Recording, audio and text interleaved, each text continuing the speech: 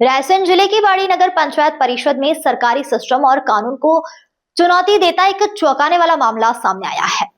26 जनवरी 2001 को लागू हुए उस नियम के मुताबिक 2 से अधिक संतान वाले व्यक्ति को शासकीय सेवा में अयोग्य माना गया था।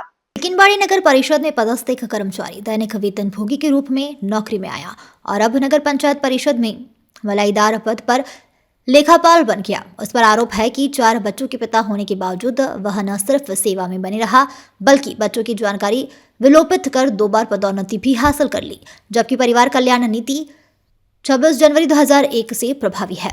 बाड़ी नगर परिषद एक भ्रष्टाचार ही नहीं, शासन को गुमराह कर कानून को हाथ में लेकर खिलवाड़ करते हुए सिस्टम को जानकारी होने के बाद भी संबंधित कर्मचारी के 4 बच्चों के नाम समग्र आईडी में दर्ज थे।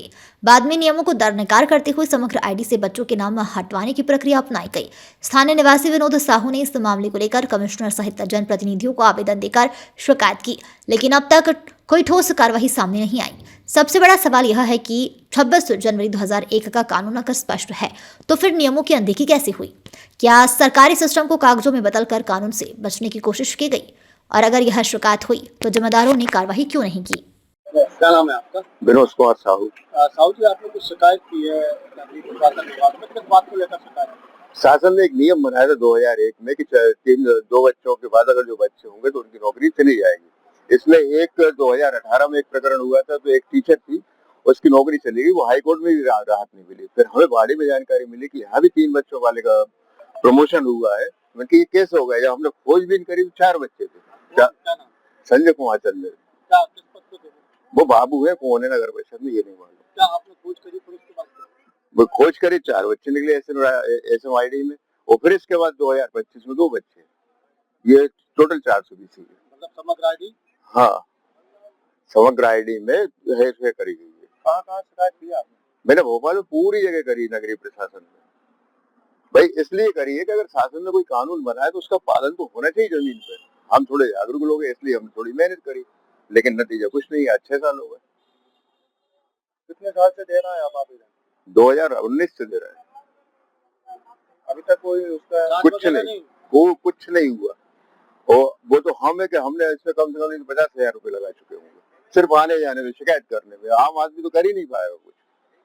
मतलब प्रशासन कितना अंधा हो रहा है, ये सबसे बड़ा। वहाँ से लेटर आते हैं, लेटर यहाँ पे गोल हो जाते हैं, कोई कार्रवाई नहीं होती। अभी जैसे ट्रांसफर नीति चली, ट्रांसफर हुए, ट्रांसफर में कोई असर नहीं है। उसका भी हुआ था जिसका? हाँ, उसके भी हुआ था, आस्था हुआ था। क्या नाम था इसका? संजय सिंह चंदेल। बाड़ी नगर परिषद का मामला है जहां पर पदस्थ बाबू संजय चंदेल जो है, उनके 4 बच्चे थे और 2020 में SSMID में 4 बच्चों का नाम था और 2025 में जो आईडी बनी है उसमें 2 बच्चे गायब हैं। एक तो ये मसला है, दूसरा उनका ट्रांसफ़र हो गया, बावजूद इसके CMO उनको रिलीव नहीं कर रहे। ये आपके माध्यम से विषय को संज्ञान में लाया गया है। इसके बारे में आवश्यक जांच करने और समुचित कार्रवाई करने के लिए जो टूडा कार्यालय है उनको निर्देशित करेंगे, और अगर वास्तव में इसके संबंध में कोई और गंभीर तथ्य आता है तो जो संयुक्त संचालक नगरीय प्रशासन विभाग रहते हैं उनको भी हम अपनी ओर से भेजेंगे कि अपने स्तर से भी आवश्यक जांच करें और उसमें कार्रवाई करें। बच्चों के भविष्य से खिलवाड़, ग्रामीण क्षेत्र में गुम विकास, न्यायिक क्रिया में भेदभाव, तभी हुई गरीबों की आवाज। पर अब होगी जनता की बात, सड़क से पहुंचेगी संसद तक आवाज। सिर्फ सुन सरकार, देखिए चाणक्य न्यूज इंडिया पर।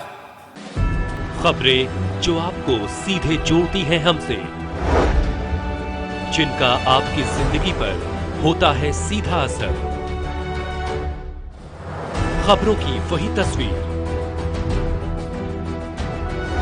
बिना बदले बिना डरे, जज्बा सच का लिए, सच दिखाते हैं। चाणक्य न्यूज इंडिया, हम हैं हिंदुस्तानी।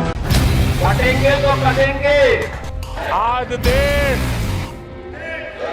इनसे कह रहा है तुमसे नहीं हो पाएगा। Can you understand the ignorance? We are not looking for your admiration. आपको अपना काम करना पड़ेगा।